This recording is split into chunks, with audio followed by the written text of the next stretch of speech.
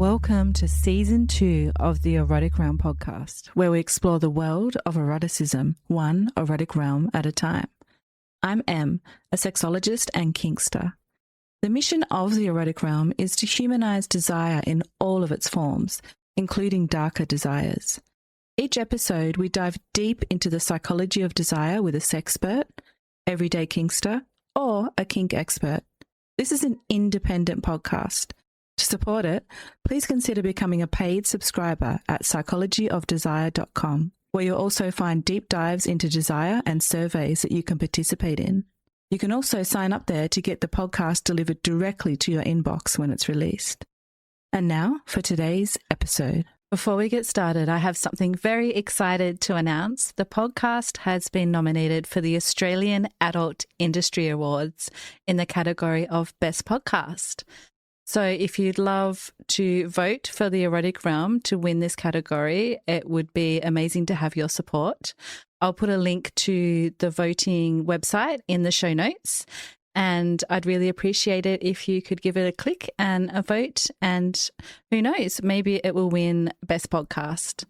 Thank you so much for listening and for your support.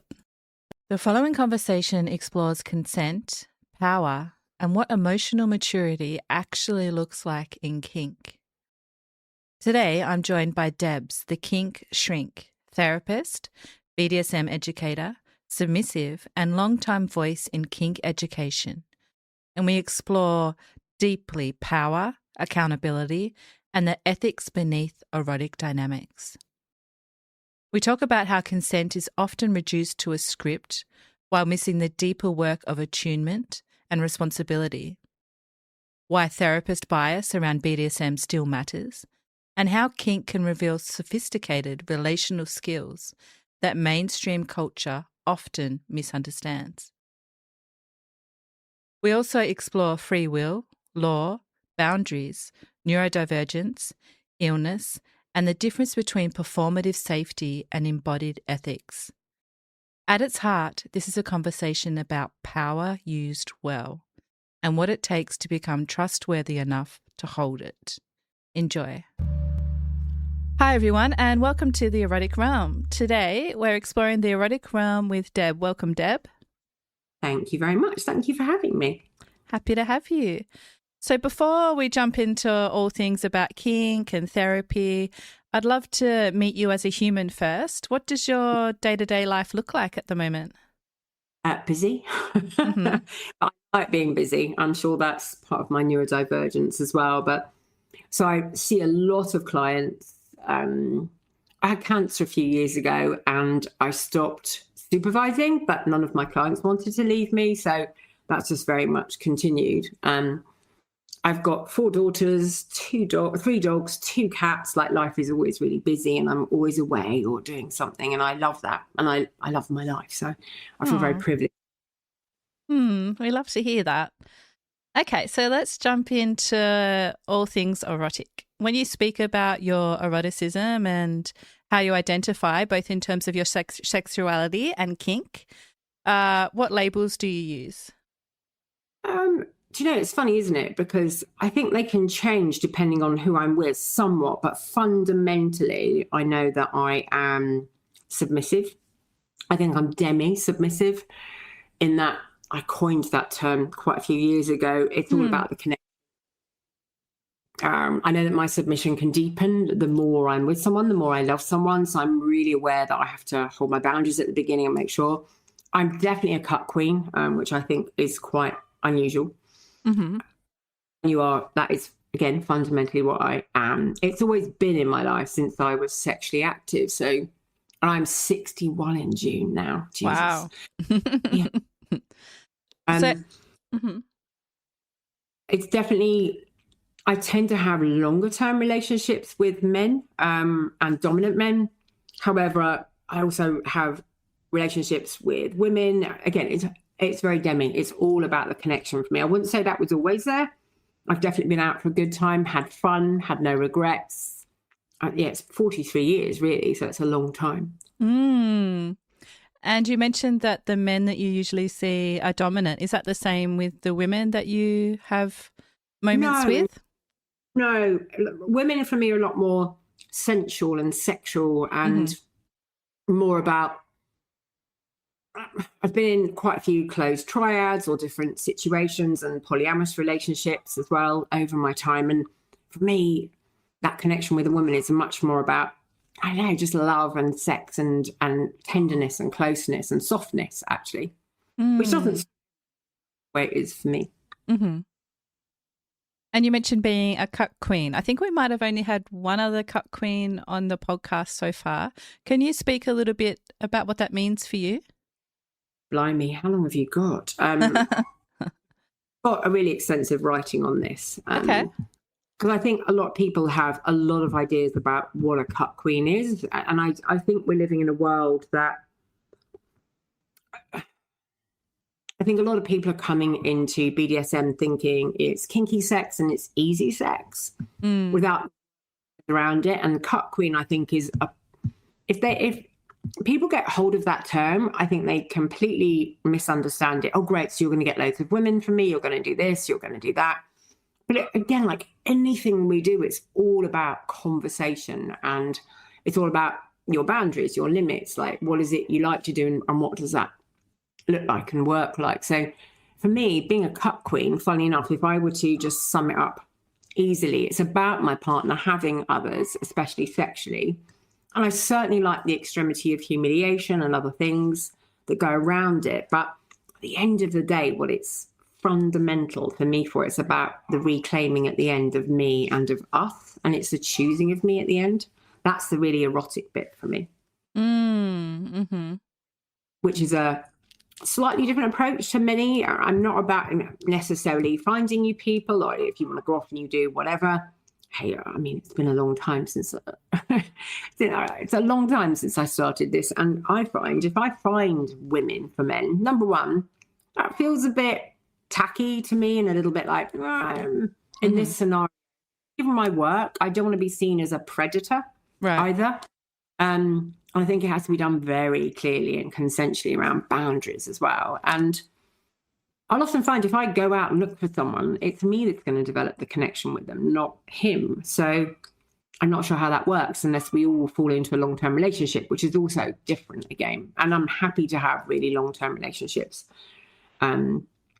triads and different systems that work. But for me, it definitely is about the eroticism around that one. It's the reclaiming. It's the choosing of us.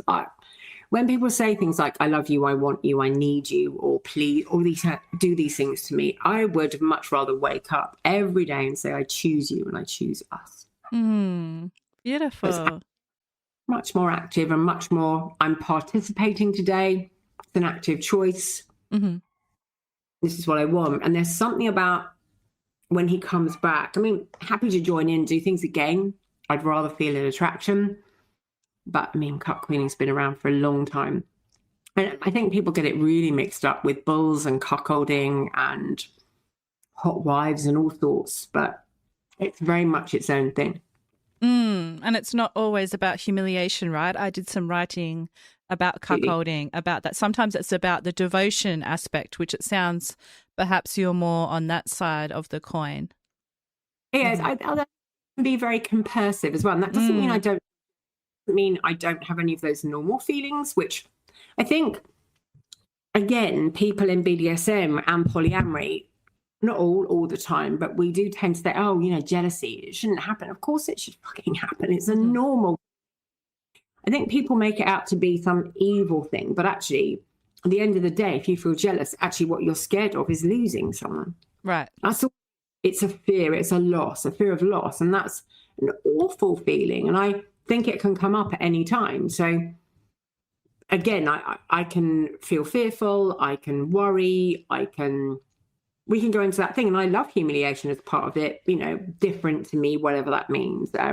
Maybe in gender, maybe in shape, maybe in age, maybe in God knows what, in intellect. It doesn't matter what it is. And I enjoy that. But I think there's much more compassion in it for me and that care about somebody else. And it's got a different angle to it. We love compersion around here. That's good. You mentioned about needing to be careful about how you approach certain things because of your work. Can you speak a little bit about what your work is? I'm sure people are wondering.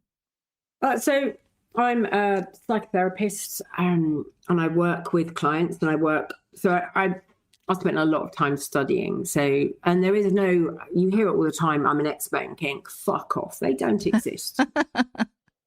Really pisses me off that there is no pure qualification. There is no governing body. There are a few people who are trying to do that, saying, come to me for an exam.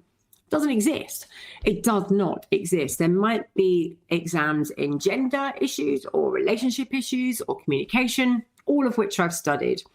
I really do think that, I look at what I've done and you can do psychosexual for an extra 2 years on top of your normal degree or master's or anything else that you've got. You can do family, you can do lots and lots of different types of therapy.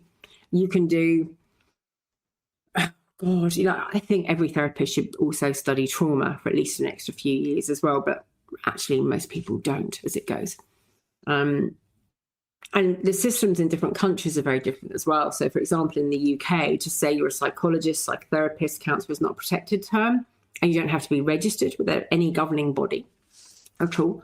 So I could call myself a miracle worker if I wanted and still practice. So I see people day to day, and I see all sorts of people. I can see families, I can see children. However, a large percentage of my work are kinksters, BDSMers, polyamorists. I might see a group, I might see a throuple, I might see one person. It really varies. And I think the reason why people come to me is not only have I been doing it for 40 plus years, is that I really do study us as well, as much as is possible out there, because there is no qualification. I'm just going to reiterate that. Again, you are not an expert, and no, we're not experts. You can't take exams, you can't tick off boxes. I was talking to somebody actually who runs an educational group, and people are putting some small exams out there. And I've sort of said, I might write something for this particular group at some stage, but to claim the title expert or really know it, that's a difficult one. When I'm working, I really try and when I run a lot of workshops, I've run thousands of workshops, and some I do for they're all around the world and they're online. And I think it's really important as well to differentiate between clinical knowledge, clinical experience, and actual research. Right. So I will differentiate between this is something I've come across, or this is personal, or this is what people have said to me, versus this is clinically proven, or this is neuroscientific. I love neuroscience. I love epigenetics and genetics about us as well. I'm really curious about all those things. So you have to differentiate between those things. Amazing. So you have so much experience, both in terms of your work and being in the kink community for over 40 years for both, you said. Yeah, so on and off in the community. Certainly, I've been running workshops in the community for about, I think, the last 10 years. Maybe about 8 years ago, I went up to an old acquaintance at the time who runs something called London Alternative Market, Cosmic he's called, and said, hey, nobody does a psychology workshop. Nobody on the scene in the UK does, actually anywhere else, does a purely psychological, ask questions, let's have a look, let's look at epigenetics, let's look at genetics, let's cover it. And I said, so I'd like to do one. Are you up for it? And he said, oh, yeah, maybe. Actually, yeah, let's go for it. Did this workshop. It was crazily attended. You couldn't move. I'm sure it broke every fire regulation on the planet. And I'm sure people that were there just wanted to test me, because, God, did they ask me some difficult questions. I think people are quite hungry for this sort of knowledge, and not fake knowledge. And it went really well. And then just afterwards, I was talking to Cosmic about it. He went, yeah, that went really well. Well done. That's great. Maybe we should do that again sometime. I went, yeah, I'd love to do it again sometime. And then, within a few hours, it was so well received. He's like, well, maybe let's do it in a couple of months. And then by the end of the evening, it was like, do you want to come back every month? Because people are raving about this. And I said, well, why don't we? And he and I agreed that we would just do a monthly workshop until it runs down to nothing, until nobody attends. Yeah, that's never happened. Wow. Amazing.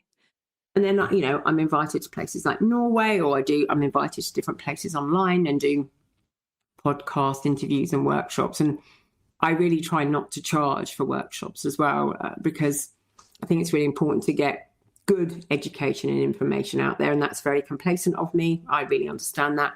But I can back up everything I say with that. I've got 100,000 clinical hours. I've done 20 years plus worth of studying and forever reading and learning. I'm not always right. I will say when I don't know. Mm-hmm. Well, thank you for all the work that you're doing for the community. And it sounds like you've worked with all sorts of kinksters, both in terms of the workshop and the therapeutic experience that you have. I'm Very curious much so. to hear from you, what's been your biggest learning about kinksters in general from this experience? I don't know if it's a learning. I think it's a reiteration of just how normal we are. Mm. You know, I think we make ourselves up either to be extra special or extra damaged. I don't think either of those are true. I think we're just who we are. Mm-hmm. Like polyamory, I don't think polyamory or monogamy are right or wrong. I think they're just different. And one isn't an evolution, one isn't better. They're just different. And you'll find both in nature. I mean, I'll argue with people till I'm blue in the face and give you loads of natural examples of both. And in cultures as well. And it's the same with kink. Like, kink's been around Mesopotamia. Like, we go back to the very beginning. It's always been there in some way, shape or form. Mm-hmm. People argue whether we're born. I just think what it's reiterated for me by working with us is that we would like to be accepted. We would like to be seen as, maybe not as normal, because I don't quite know what that word means, but just not to be judged by it. Because I think all too often the word kinkster goes with paedophile or pervert in a bad way. Mm-hmm. And that there must be some correlation there. I mean, Jesus, show me the proof, show me the research. There isn't. And do we have abuse on the scene? Of course we do. We're a microcosm of the real world. Yeah. So I think what it's reiterated for me is that it's that acceptance of, I'm just like you. I'm out. I'm very out. And I've been outed many times, even though I'm out. And no matter how much you're out, there's always another place to come out to. I think nobody ever tells you that when you come out, that you're never going to stop coming out. You always meet new people you have to come out to. And how people want to use it against you sometimes. And I was involved in something a while ago that then was in the newspapers locally, and then nationally in the UK. And it was horrific. It was absolutely horrific. And I remember talking to somebody afterwards, because it was mainly based with littles as well. And a very young mum came up to me, of a very young baby. And she said, "Can we talk to you about all of this?" I went, "Yeah, of course you can." And she said, "Oh, okay, great. And we just got to go and get some food." And we were at a christening for a child. And I said, "Oh, do you want me to take the baby?"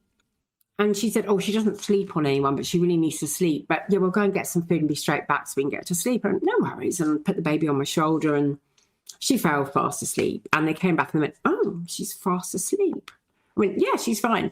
Went to sit down. I went, "No, don't sit down." I went, "No, look, it's okay. I'm really calm. So I think she'll sleep. It's okay." That really new time, first time parent, and sat down with her, and she stayed asleep for 45 minutes, and they ate, and they asked me a lot of questions. And when we got to the end, when we talked about littles and kink and alternatives, and they were saying, "Yeah, but do some of those people?" I mean, I can't say whether some of those people do or don't, but you're sitting next to one. I'm one of those people. And it's so interesting because their immediate response was, "Yes, but you're different." I went, No, I'm not. It's just because you know me. And I am going to point out that you gave me your baby and she slept on me and you were fine with that. So that's interesting. And you're like, "Yeah, but you're different." And I just think we're just after being accepted and not seen as a danger to others. Mm-hmm. Yep. Very well said. And yes to acceptance, please. Yeah. And even when people come into my therapy room, I think what a lot of people want is not to be told that, "Oh, you've got personality disorder, you've got depression, you've got this out," because you're kinky. It's because you're fucked up, because you've done. And look, do I sometimes people, oh, I don't think you should be doing that. Yeah, I'm a mouthy therapist. Jesus, I've got a lot of opinions. Yeah, well, it doesn't mean I'm against you doing the kink. I mean, what I'm saying there is I don't think that's very good for you right now because of where you are, which is bloody different to judging what you're into. Mm-hmm. So how did you originally discover the kink scene? What was that process like for you? Oh my God, that's such a long time ago. I think it was a very different time. I don't think people can even fathom what it was like back then because there was no internet.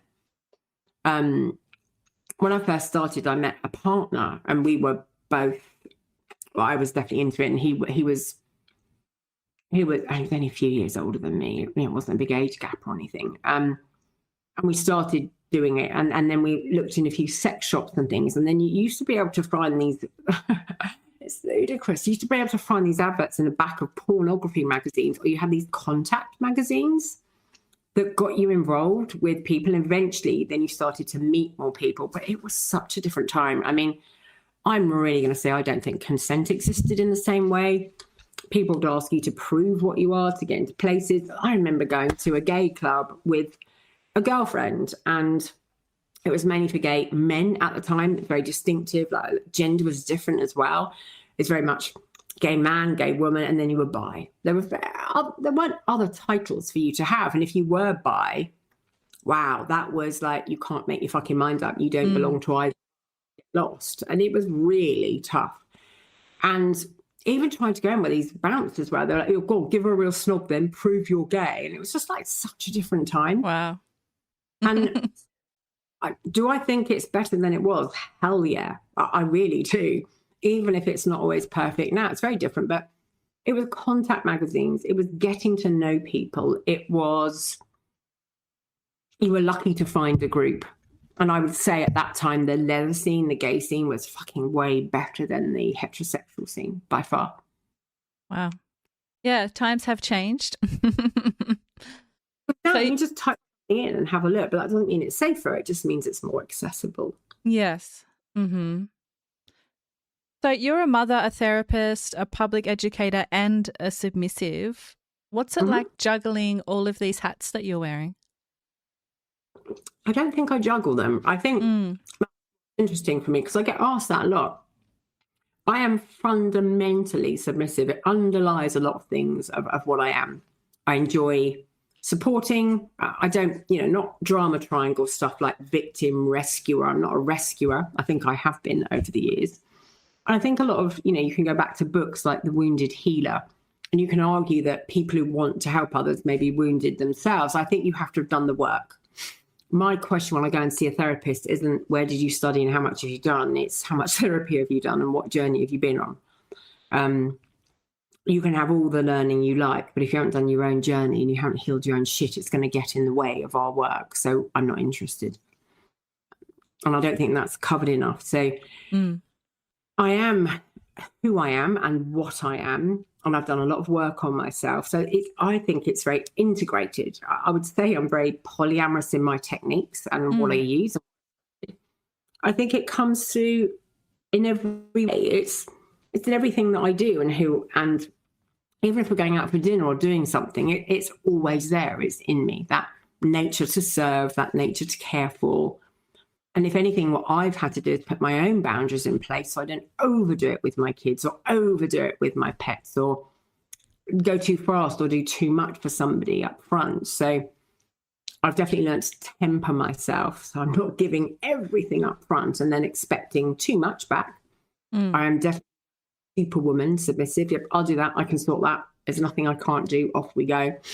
And that's not always necessarily healthy. So I don't think I juggle because I think if I juggled, I'd feel exhausted and I wouldn't manage life. I just see it in everything. It's like an inherent vein running through me in everything that I do. So it's integrated. And because when you say juggling, I don't see juggling balls. I see plates spinning on the poles, having to run between them and make it all work all the time. And I'm just, that's exhausting, isn't it? I just don't think I could do that. But I've got a partner who doesn't turn around and say, right, do this first, me first.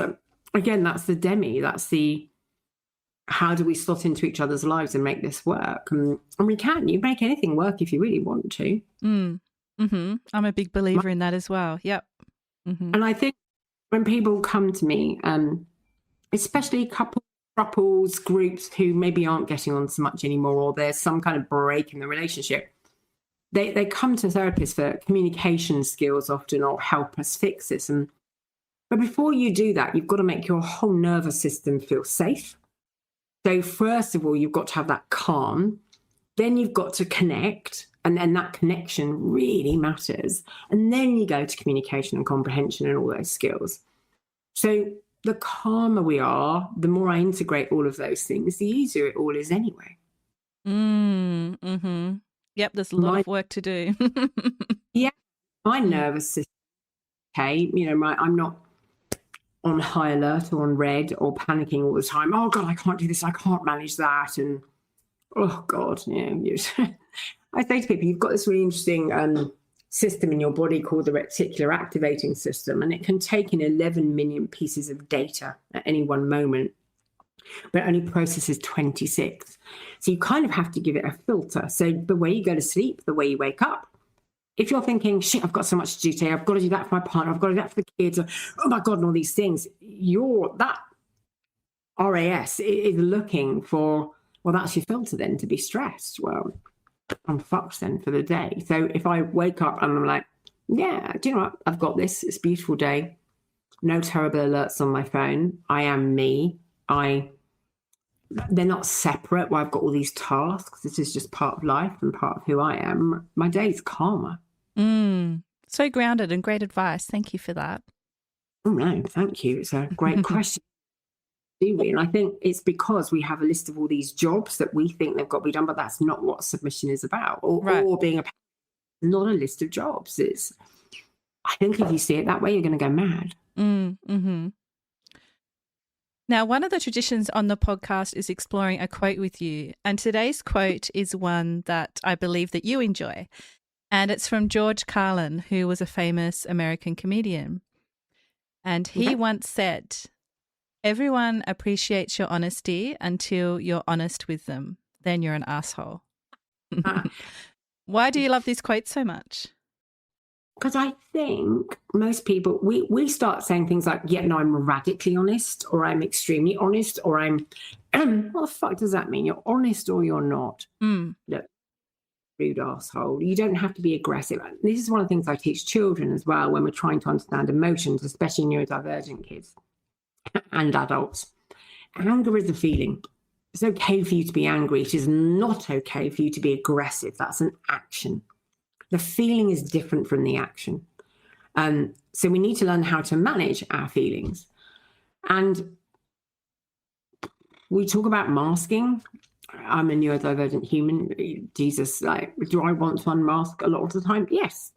But there's a space and a time as well for my safety, let alone anybody else's. I don't need to be trimming my white roses in my garden. Mrs. Smith from next door asks me how I am. And I say, oh, I got fisted last night. I'm a bit sore, to be honest. So it's just maybe not today, like that. I'm brutally honest. That's often the word that comes with it. Honesty doesn't have to be brutal. Again, it's about calm and it's about care. I don't know if you've heard about the THINK acronym. Do you know the THINK acronym? You probably have heard it before. I think so, but I can't pull it off the top of my head. Can you tell us? No. I mean, why would anyone pull it off the top of their head? It's bloody... Well, I'm a big believer in this one as well. I think before you speak. So speaking something isn't always about honesty. It might be about what you want somebody to do or change, and what you think. And maybe it's none of your fucking business, unless they've really asked. And even then, a lot of people do not want your brutal honesty. So think is about, is it true? It might be true for me. So then I need to say, from an I perspective, you look at the Gottman's research, whenever we're talking or communicating, it's got to come from an I, not you should, you must, you ought to, any of those things, I. And then this can be weaponized as well. So you've got to be careful. The H stands for, is this helpful? Am I helping anyone here? Am I helping myself? And if I'm just helping myself, do I need to do this? The I is for inspiring. And I really like that one. Because why would I want to put another human being down? I think life isn't like whack-a-mole. We don't need to smack somebody else on the head in order to feel energized. Again, that's aggressive. We don't need to. Like, it needs to come from me. The end, is it necessary? Yeah, they need to hear it. Well, says you. Who are you? Who am I to turn and say that I need to give you brutal honesty? I don't think I need to. And the next one, is it kind? Now, I don't mean kind as in a trademark kind. Sometimes kindness isn't always saccharine or sweet. It's not always nice, which is very different. And kindness can be an honesty. I just don't think it has to be brutal. So I think it's the way we deliver things, where people come in and then say, oh, I don't know, if we always truly said what was on our mind, I think the whole world would be full of assholes. We do need some etiquette, maybe something along those lines, even if it's not that, just some fucking consideration for other human beings. On my mind of what I thought of people, I think I'd be in jail tomorrow. Yeah, probably wouldn't be a good therapist either. maybe. I mean, I think people know me for saying it how it is. But I think you do have a choice as to saying, and I do think that's what that quote's talking about, really. It's that brutal honesty where people say things that isn't inspiring or helpful or necessary or kind. Right. And it might not be true. So it's quite an old-fashioned acronym, but it's one I really believe in still. We can agree to disagree, we can have differences of opinion, and we can do it from a caring, loving perspective. And if we say something that's really not okay, we can really fire up somebody else's parasympathetic nervous system. Is the good place to be. If you're in your sympathetic nervous system, not so good unless it's an appropriate time or it's the right thing to do, whether you're fight, flight, freeze, friend, fuck, flop, faux, fawn. We don't want those things to be turned on at the wrong time. So if somebody attacks you, you will go, "You're such a fucking asshole." Why? You didn't have to say. Isn't it often about the timing or the care and we often come from the drama triangle perspective, where, so Steve Cartman in Transactionalitis talks about the drama triangle, and there's 3 places on it that are very childlike, not childish, childlike, and that's victim. I can't, everybody always, nobody ever, it's not fair, it's always me, the world's against me. Oh, the whole world doesn't give a fuck. That's even worse to realise, maybe. Or we're a rescuer. I'll do it. Let me help you. I'll take it. You know, when you just try to open a jar or something and somebody just snatches it out of your hand, or you're trying to do something on your phone and somebody just does it for you, and you're just not grateful. And they're bewildered as to why you haven't said, "Oh, thank you. I still don't fucking know how to do it, though, do I?" So I'm not grateful. Or persecutory. So, you know, that rescue is, "I'll help, I'll do it, let me." And then persecutory is, "You always, you never, you should, you must." And none of those are particularly helpful. And we can move them over. A.C. Choi then wrote The Winner's Triangle. It's more about coaching and vulnerability and about our own boundaries and how we hold them. And again, like, where we come from on that, we can just really make people or remind people of shitty things. And we're all responsible for our own stuff. I'm a really big believer in that. You might not be responsible for the hand of cards you're dealt. You're fucking responsible for how you play them. I think that's really important to remember. That's what gives us choice. And I really hate the word triggers. I hate it. I try not to. It has slipped out of my mouth sometimes. I go, "Oh, bad word." And some people, something is activated. No, I don't like that one either. That gives you power. If something outside of me triggers or activates, I've got no empowerment whatsoever. I really like to go back to the basics of patterns and predictors. My pattern predicts that this will happen. So if it's my pattern, I can change my predictors. I can do something about that. I don't know if it's a can of baked beans or mentioning anal or mentioning some kind of something else. Anything could trigger anybody else. So for me, empowerment comes from that place where I turn and say, right, okay, that's my pattern, that's my prediction. What can I do about that now? What more information do I need? What can I change? What can't? It's not as simple as this. Jesus Christ, if it was, I'd be out of a job in a day, wouldn't I? But it's much deeper and it's much harder to do. And that's where I think sometimes those attacks come from, because something in us reminds us of something. We then say, well, I'm just being honest. Like, bloody hell, yeah, but you were very persecutory about that. That wasn't coachy, that wasn't kind, that wasn't helpful, that wasn't inspiring. It didn't need to be said like that. And it doesn't. I mean, throttles and in every way. And I do it too. We all do it. It's just catching yourself and thinking about it. So I really do think honesty is important, but how it's delivered, when it's delivered, and the care it's delivered with, and who it's for and why really bloody matters. Because otherwise you can't. I'll have to look up the winner's triangle. I don't think I've actually heard of that before. So AC Choi, fascinating. It's the replacement for it. So she wrote it a lot later than Steve Cartman. Again, it's transactional analysis. And you can find it on lots of different websites, to be honest. AC Choi wrote a paper on it in 1990. So what she was after is trying to reverse the toxicity of the Cartman triangle.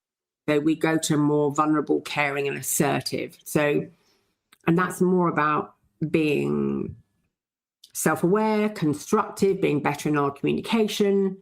And it's just a different place. So instead of feeling like a victim where I give you the power of it's not fair, I need to go into a place that says, right, I can acknowledge feelings, I can acknowledge limitations, and I don't have to discount myself. And how do I think my way out of this? How do I accept my feelings? Feelings aren't facts. And often, you know, we have a feeling in response, but then we cover those often as well. So like, how do I work with this? And then caring is about replacing the rescuer. So I can support someone else. I don't need to take over. I can ask. I can know that the other person with me is an adult. If somebody's trying to go back to that jam jar, if somebody's trying to open it really harshly and I look at them, they might be saying on some subconscious level, help me. But then that's the victim. And actually, I can say, well, if you want some help, let me know. That's caring, but I'm not going to just take it or do it. And they need to ask. They need to come into an adult position and they need to say, I need some help, please. That sounds like a great resource. Thank you for that. I'll definitely look that up. That sounds amazing. It's great. Yeah. Let's talk about the kink community over the last 40 years, because you've probably seen it change and evolve quite a lot. What do you think is the biggest change that's happened in the kink community over that time? That there is one. That there are places that we can go, that things have changed that much. Is it for everyone? Absolutely not. I do think as an old submissive woman, there aren't a lot of places for me. I think you disappear at certain ages. That's a whole other theory. I'm sure there's a desert island we all go to as submissives because you're not wanted. But I think communities changed massively. So it was a massive subculture, which meant a lot could go on that wasn't particularly good. It's a lot more visible now. It's a lot more out there. It's a lot more mainstream. There are places you can go fairly easily. It's quite cool. You've got to remember as well, I come from a time, so I was born in 1965. So if you go to the 80s to 90s, you've got to remember that the leather scene was huge then. So I'm saying it was much more gay. But Jesus, the AIDS crisis, when we go back to AIDS then, I had friends dying. You know, it's still called back then. And that was the first counselling course I ever did when I was at uni, because a friend of mine died. I used to love mentholyptus sweets, and his name was Richard. And I laugh, and it's not even funny, but a lot of his bones were crumbling, his cheekbones up to his eyes. Whenever I gave him a menthol he'd go, fuck, Deb, you're making me cry. You're making yourself cry, you twat. You're sucking it, not me. But it would go straight into him and make it fine. But he would still have them. And, you know, if you went into hospital, again, I was watching a lot of friends die, and it was just a very different time. Whereas it was word of mouth. It was like zines, clubs, like it was just very different. And then all of a sudden you had this massive digital shift, like, and FetLife was part of that. In the UK, we had informed consent. which is a big one as well. And all of a sudden, rather than just a localized physical space, you had an expansive community that you could go out to. So physical things are still around and they're still there and they're still really important. However, the online platforms are incredible that you can now find out about these things. And then things changed again. You've got increased visibility when you look at films like 50 Shades, or even more recent films. You look at Nicole Kidman's film, and you look at the one about the two bikers recently. Can't remember the name of it off the top of my head. So, and all the fairs and different activities that people go to. Plus, kink is being studied. So it's academic. You've got lots of things going on. There's a lot more discussion now about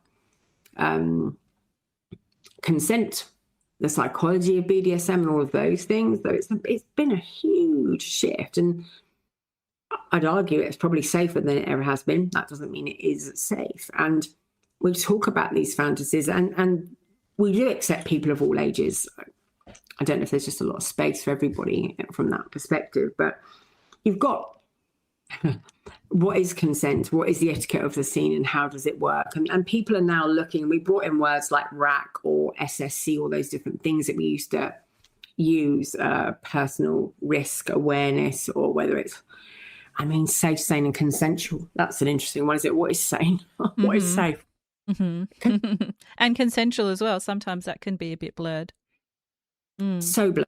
I do workshops on consent, and actually at the end I will turn and say I don't actually believe pure consent exists. You cannot consenting too long term. You cannot know the physical and or psychological potential for damage or harm that it might do. You can only guess. You can do as good as you can right now. Right. And one of I've looked at doing a couple of PhDs, and one of them was the retroactive withdrawal of consent as a shame model, as far as shame is concerned around.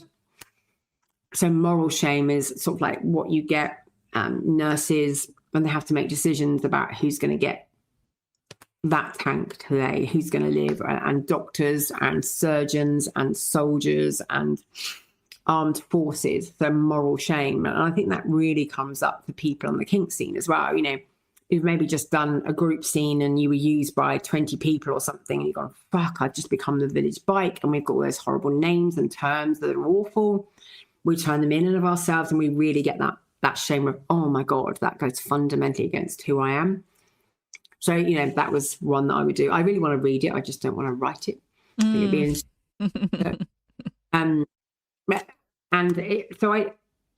there's a lot more discussion about what's right and what's wrong. I still think there are aspects of the scene that I really hate.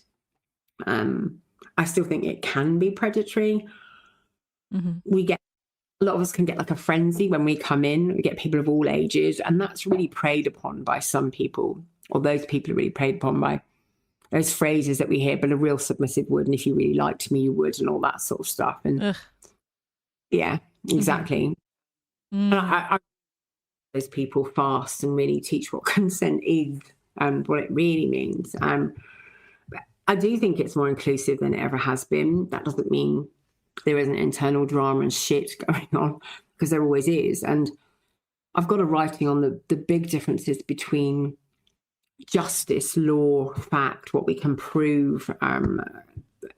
And people always want justice, and you can't always get justice. And they're like, we should ban that person. You can't, depending on where you hold a munch or what you do. That person should be ousted. Should they? Where are they going to go? More underground and cause more issues? Like, how do we re-educate people? How do we enable people to learn? I've done fucking consent workshops before parties before, and within 20 minutes, somebody's broken consent. Oh. How does that happen? How do people not hear? And the problem is, when we're really fucking turned on, or this is new to us, our brains don't work normally at that moment anyway. Right. We should never be the rules or consent in the middle of anything. However, we make huge assumptions. I got a DM years ago, and it was really sad to me, about somebody said that they'd been assaulted by their dom. And when I looked at it, I can see what they're saying, but actually what that scene was a great big clusterfuck. And it was awful, and I bet they both felt awful. they had guidelines and rules about what they did and how they did it, and they did something slightly different in the middle, and it shifted her headspace. She didn't communicate that. She couldn't at the time. He didn't see it. He's not a mind reader. It's just really sad. Really awful. And so awful. And of course, there are false accusations that, not as many as the actual predators and assaults that actually happen by far. However, there's a mixture of everything on the scene, and that's the problem. I think it's massively changed. And I do think, take into account that, I'm sorry guys, but that middle-aged white male privilege, I have too many people that still come into my therapy room, and they really do, of here we go, that's going to blow up in the next 6 months. And I can't do anything about it. It's private. It's, it's really difficult. Blimey, that one's going to cause an explosion. And they come in fits and starts, interestingly. But I do think just the fact that people talk is different as well now. So I think that can increase our safety as well. That makes a real difference. But I do think the people that do make mistakes are different to those that have intent. I remember going to do a workshop once, and there was somebody comparing, and they were going to do some workshops as well. And they said to me, "Oh, do you feel funny about doing workshops against me?" I went, "What do you mean against you?" I said, "It's really great that we're all doing workshops." He said, "Well, it might be quite hard to get people into a workshop." So I went, "Yeah, that's a good point." I do think when you're doing a workshop on consent or negotiations or safety in play or communication or, physiology, anatomy, any of those things, they're not as sexy as trying to flog somebody with fire poi. It's a lot prettier, isn't it? Like, that's amazing. Let's all go for that. But I do think you should start there. But a lot of us don't straight into, I know fuck all about anatomy. I wouldn't know what to do if you had a panic attack. I wouldn't know what to do if I had to cut you out of rope. I wouldn't know what to do and how to negotiate. But I do know how to make you burn. Wonderful. And it's no, I'm the one who's passed out, or I'm the one that's great. Okay, I can do resus. I can't do it myself. Well, thank goodness for the community that has grown in recent years. We're very thankful really, for that. A pretty fundamental change, I think. That's, sorry, I can just hear my doorbell's gone. And it's not like I have to go for a walk. My dogs have just started barking, so I apologise if you can hear that. Yep. But I am grateful that it's out there, and sometimes it's great education, sometimes it's not good. I've actually stood up in workshops and asked people to stop talking. I've even done that. I remember listening to somebody who was saying he loved his partner who had dissociative identity disorder, because when they switched to alters, he was like fucking somebody else. And I said, sorry. I went, please tell me you've got consent from each one. Well, no, it's the same person. No, it's not. It's not. Like, what the fuck are you talking about? What are you advocating here? I will say things. I am that person who, when I witnessed a friend years ago was playing and she had totally gone under. She was gone. And he started doing things. I was like, I know her. That's not on. I really know her. And I went over and I said, what are you doing? And he went, who the fuck are you? And have one of those conversations. And she was gone. And it's not consent. That's not okay. No. So I'm one of those people that speaks up. Well, thank goodness for that. Yeah, it's not always welcome, is it? To go to a dungeon. But I think there's a big time lapse when something could have already happened. So yeah. But, yeah. Okay, so another tradition on the podcast is exploring a piece of research with you. And today's research is titled Investigating Bias in Psychotherapy with BDSM Clients. Ooh. And in this research, they found that many clients experience therapists who assumed trauma without evidence, interpreted consensual BDSM as abuse, tried to rescue the client from their kink, or allowed their personal discomfort to shape treatment. And the authors conclude by arguing that therapist bias, not BDSM, was often the clinical issue that was causing harm. Yeah. In your experience, is bias around kink still prevalent in the therapy world? Has it shifted at all in the past decade? I'd love to say completely yes, but the answer is no. It absolutely is still there. I remember teaching a group of supervisors about some BDSM, and I gave them a case study. And I said, so in this scenario, what would you do? And there were 7 of them in the room learning to be supervisors. And they had a long discussion. They went, we would call the police. And I was like, fucking, why? Well, because I went, no. I don't want to hear about the law. I want to hear about you. And it's, look, biases in everything. Like I used to work, I've done a lot of, different aspects and speciality. But that, even in an eating disorders clinic that I was working in London, and one of their trainees there said, why do we have an eating disorders clinic for the fat people? Those were her words. Oh my goodness. For the 2 flights of stairs. And I went, what are you doing here? What the fuck? I said, you need to work on that. What the hell are you saying or doing? So assumptions are still there, and they're still there clinically, socially, institutionally. It's still there, even though we've got these bloody advances and all these things that we know. Again, that comes back to what I said earlier. If you haven't done the work on you and you like to pathologize, or you haven't looked at your own biases, that you're in trouble as a professional. Doctors, social workers, it doesn't matter who they are. We've all got it. So I think because we've pathologized BDSM for such a long time as well, when you want any form of social change, that social change, genetically, epigenetically, environmentally, experientially, is going to take 100, 200 years. We're not there yet. So we can fight for this. I mean, you've got to remember, like, God, in the 80s, I was on pride marches, and being gay wasn't acceptable. There was no protection for being gay. And it was a trade union that got a lot of our rights through, actually, because a group of people went to Wales, a small group of people. It's just fascinating, like, how we've got our rights and where they've come from. But BDSM rights aren't there. We don't have a right to do what we do. It's just still illegal.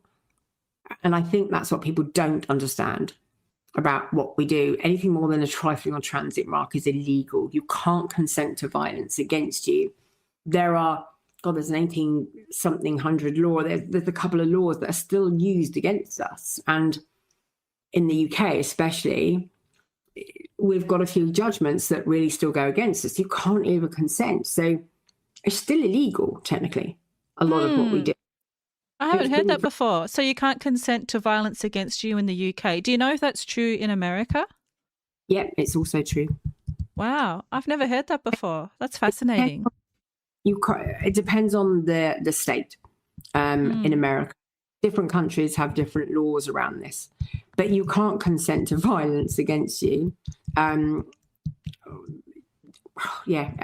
could go into all the laws. We could have a whole discussion about what that looks like, and what that means. And we would have a whole thing. It's really interesting if you look at the law. But it's the levels. So, and we talk about more than a trifling or transient mark, but actually it's even more complex than that when you look at it. So you've got actual bodily harm, you've got all sorts of different levels, and you've got grievous. And again, this is very much in the UK. But you can look it up in America, you can look it up anywhere. So the levels are interesting, but rough sex can be a criminal offence. But even though consent must be very given and very open, but when you've got serious harm, like, again, it's about the middle classification of actual bodily harm.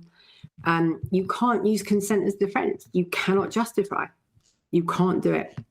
So it invalidates consent. It's really dangerous. You've got to be really careful. It's not a defence. It doesn't matter how much you consent. So does that mean you're putting yourself at legal risk as a dominant if you're inflicting any marks or obvious violence on someone regardless of consent?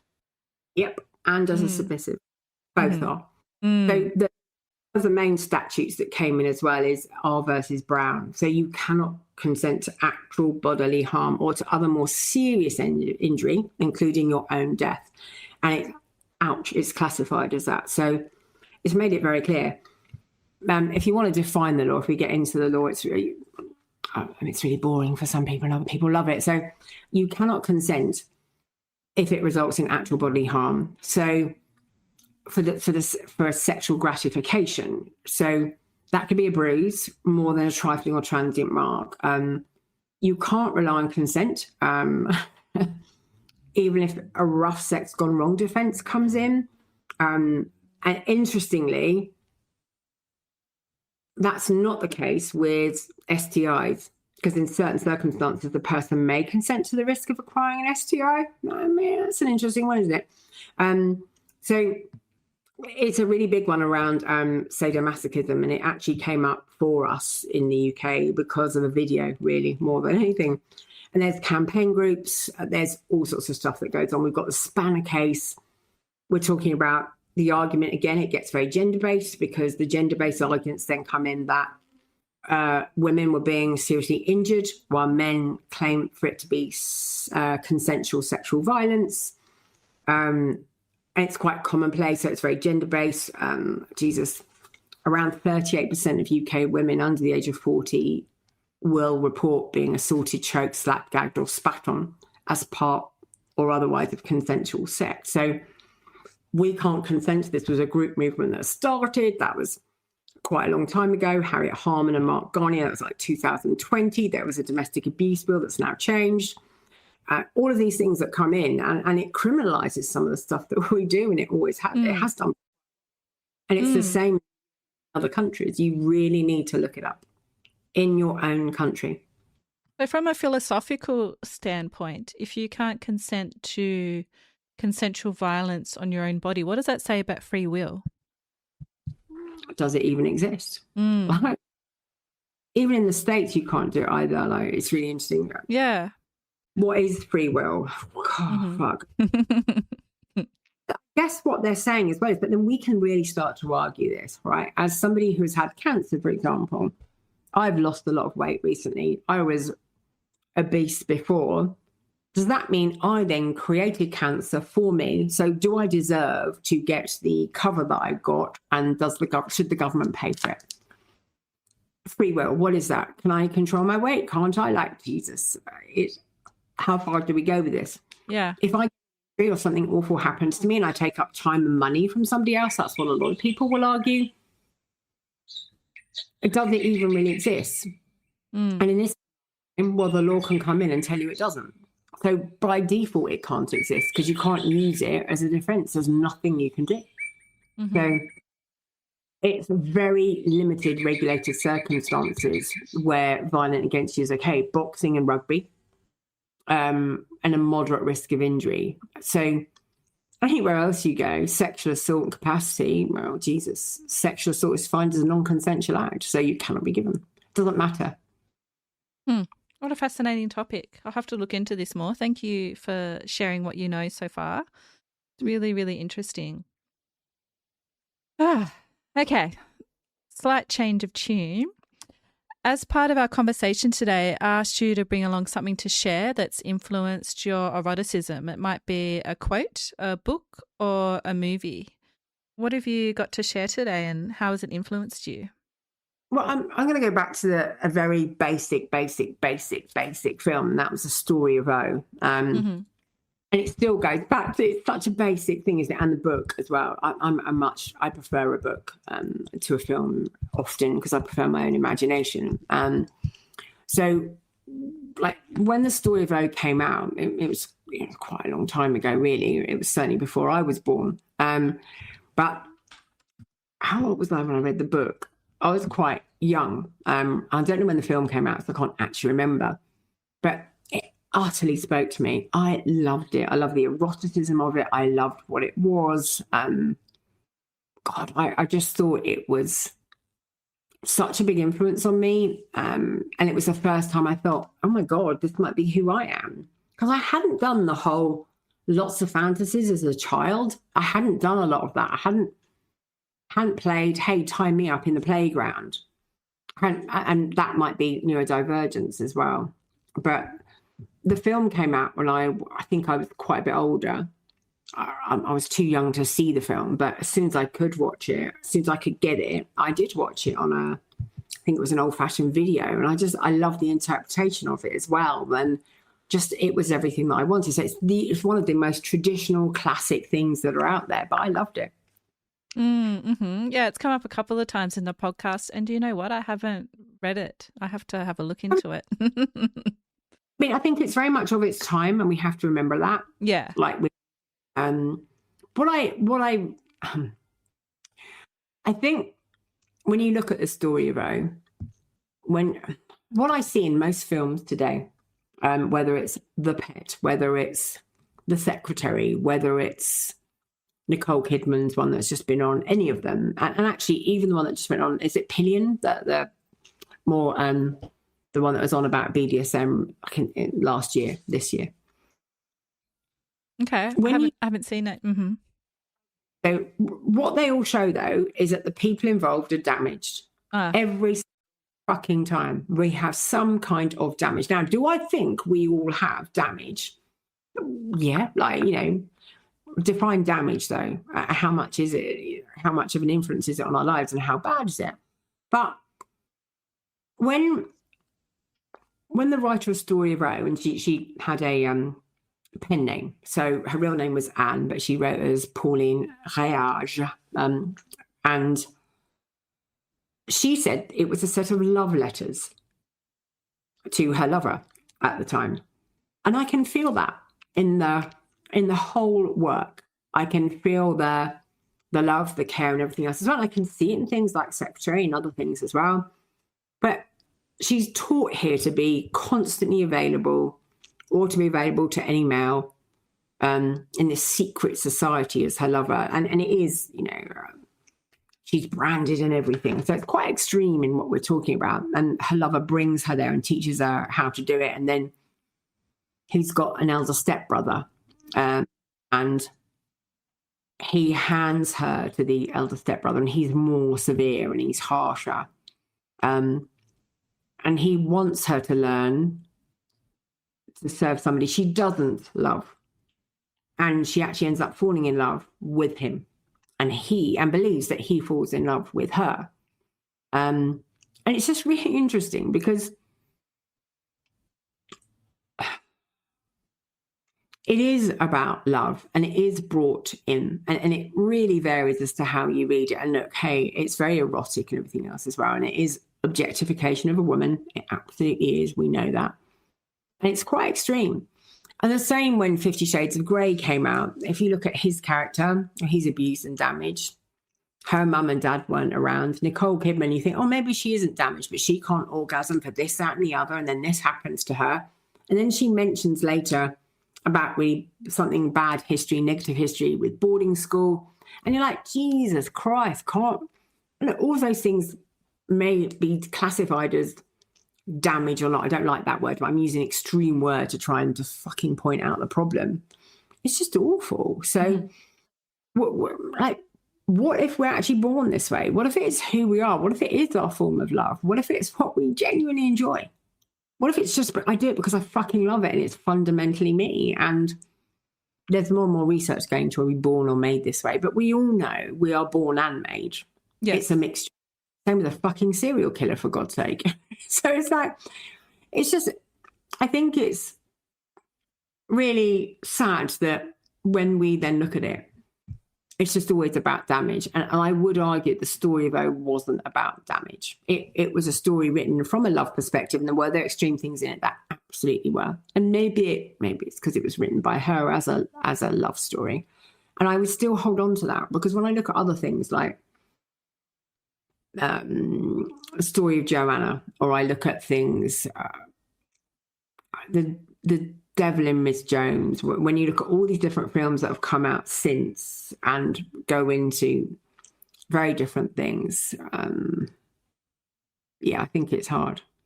Because, I mean, one of my favourite songs as well from the story of O, from Damien Rice, he's just got some beautiful songs in there as well. Why can't it just be about people who love each other, and it's a form of care, a form of love?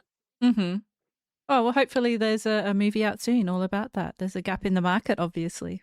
There really Really is, because a lot of them, I listen to a lot of really shitty, really bad, fucking hell, they're so terrible, some of the stories that I listen to.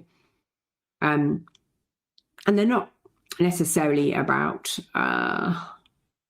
people who are bad. It just normalizes things in the wrong way. So I'm talking about normalizing earlier, but actually I read a lot. I do love the odd vampire story as well. Really do love, like, some of the books I read.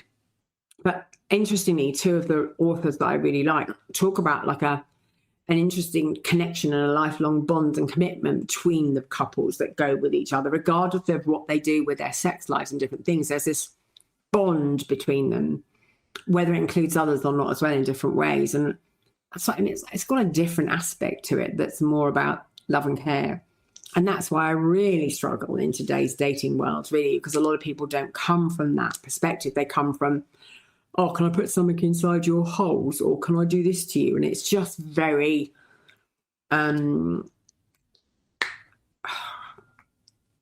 shallow, superficial.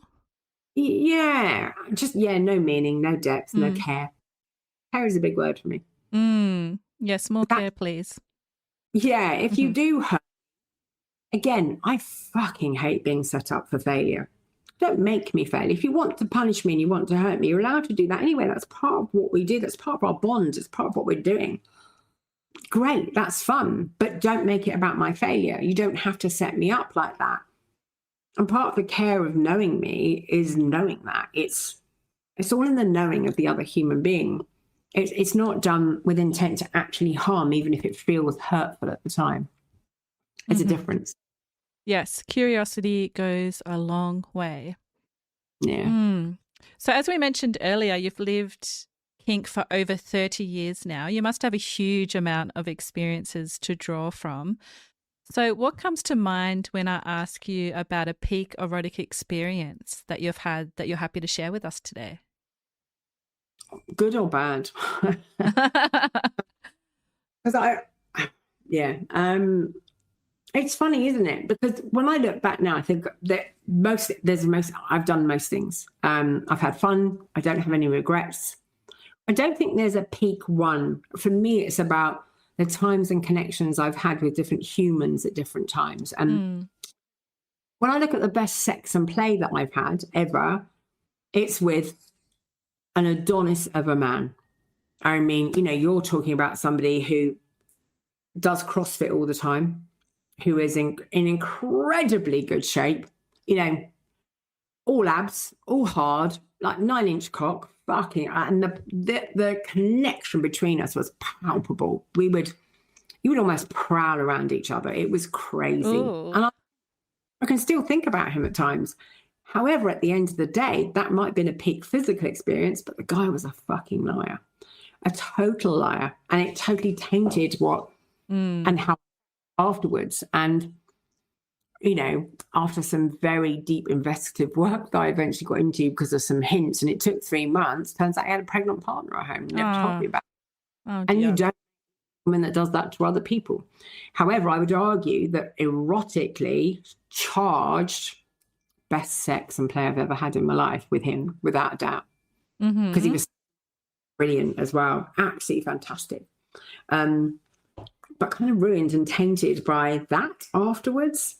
So I think when I look back, I think each time it's that opportunity to learn a bit more about myself, about what was funny and what went well. And I'll always say to people when I meet them, what's your plan for when something's gone wrong, and what did you do when something went wrong? And if I meet someone who says, well, nothing ever did, I'm like, oh, that's a miracle. I don't think I'll be playing with you then, because I think you might be lying to me. I do think it's an opportunity to split that as well, because I would also argue that he gave me the best head fucks I've ever had as well. So I'm talking about physicality and the erotic. It's definitely him. It's all about the person. But it's interesting how someone can have both sides to themselves. Someone that can be so attractive, and then after you learn more about them, they can become quite ugly. Exactly that. And I would argue that it was erotic. So if we go back to, different definitions of what erotic is, like that lifeline between two people, or that spiritual power, that connection. God, yeah, definitely him. But utterly. So if I imagine that like some kind of, like, I love a lot of science fantasy books, and if people live in another world, there's like a white light between, you know, your body maybe, and then your ethereal being is here, if we're going back to fantasy stories. That's what that light felt like between us, like white and just a life force beyond energy. But sadly, it's now turned to something like red or black, or it's changed. It's not so good. And I find that fascinating, that, gosh, that can really happen. Yeah, it is fascinating. Okay, so that's from the past. What about looking ahead to the future? What's something that you're looking forward to exploring? That's a difficult one for me. I've written recently about what it's like to be 60 and looking for partners, and how women in their older ages tend to disappear as an option and as a choice, because that really is real. That's proven by research. I was once asked by a guy to come and run some workshops and do some stuff, and he was a speed dating guru or something. I said, oh, you do like all these age groups of speed dating? That's amazing. Like, where are the women then? And I think I was 30 something or 40 something at the time. I said, where are the women in the 50s? He went, oh, no, the men don't come. I was like, pardon? He's not wrong. There's a lot of research around that. So I have to be really careful that that knowledge doesn't overshadow what I hope for my future. I would love my last, not my firsts. I've done all my firsts. I would love to find my last. I would like to find that connection. That said, I'm bloody content as I am. I like my life. I love and like myself, and I get pleasure out of my world. Sex and play that's not massively included unless I find the right sort of people. So it would be, if I were to find that person and to create that connection, that would definitely come up again. Is there sometimes that's not there for me? Yeah, definitely. But I'm not desperate for it either. So I have quite strong boundaries as to who I play with and what I do, because I will still go back to one of my favorite expressions, that a hungry heart eats a lot of lies. So I'm not. I'm not.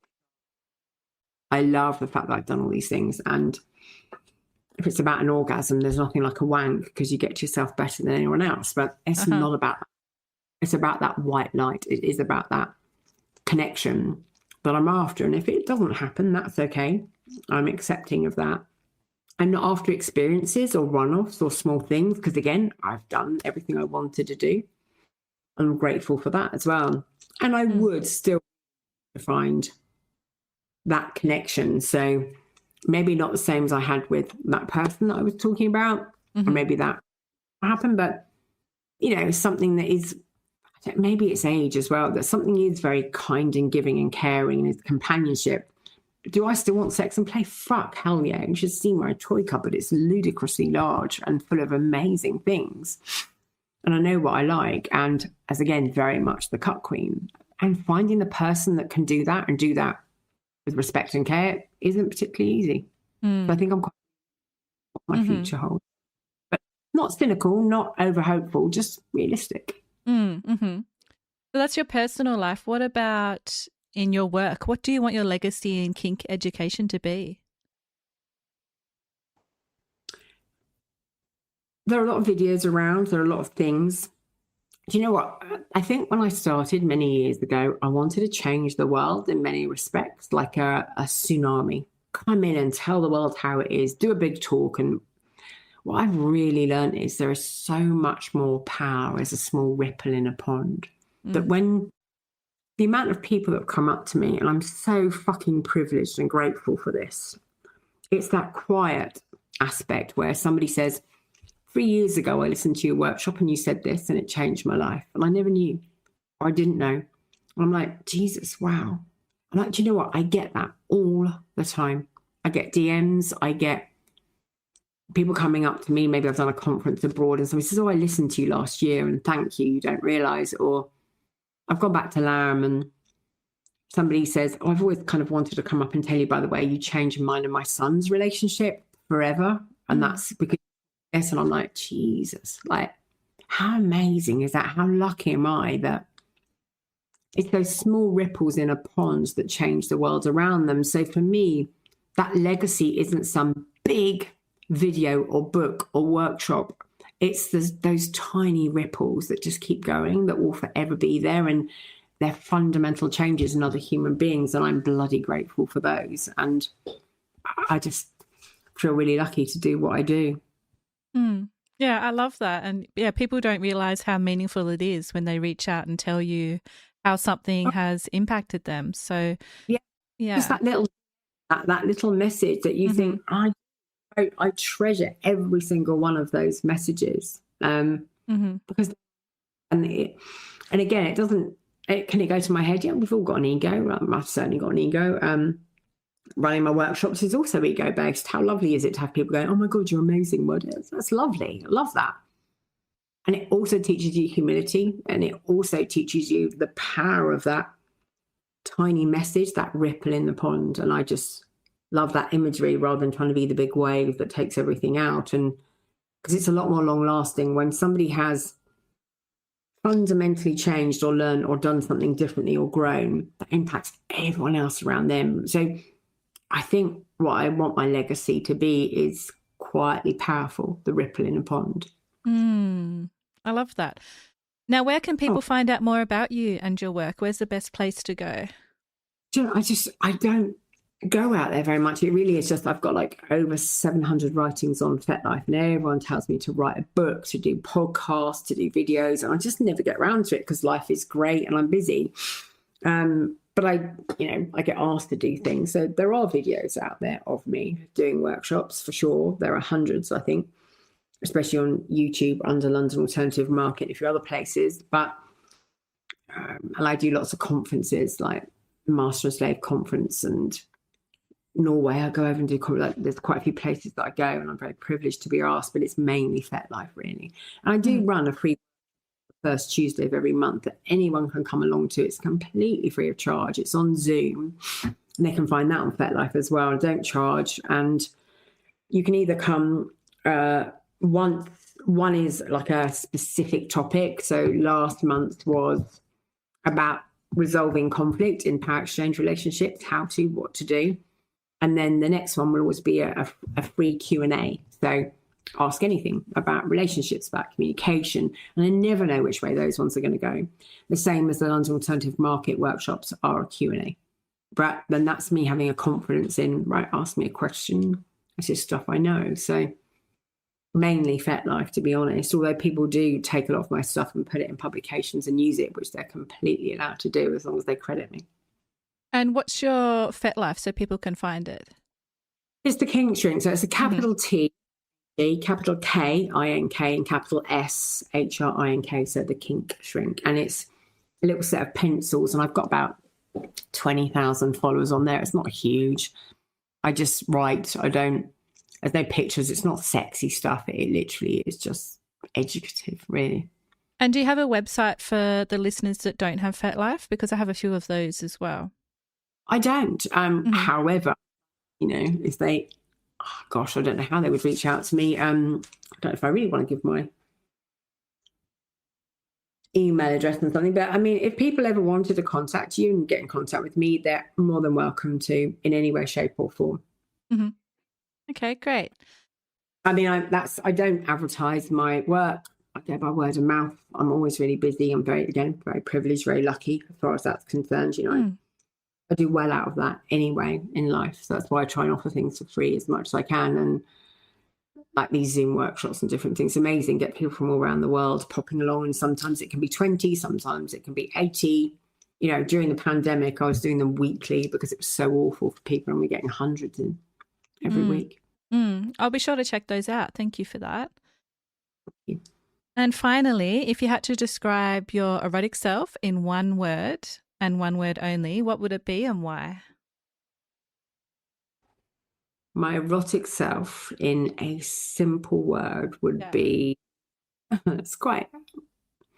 going to go for the word, I have to think about this one a lot, and it is really hard because fuck me, I can talk for England. I found it really hard to find one word.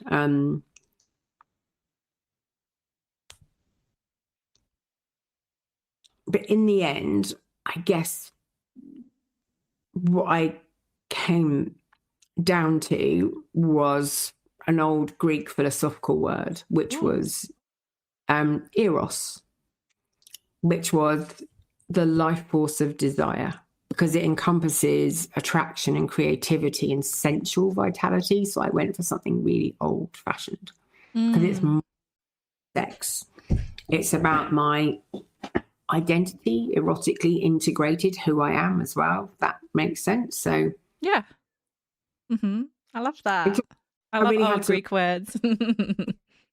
I love the whole forms of different Greek forms of love, and people often say, "Oh, Eros is all about." So no, it's not. It's about life force of desire, attraction, creativity, and sensual vitality. And I was like, "Yeah, that's much more what I'm about." So that'll do.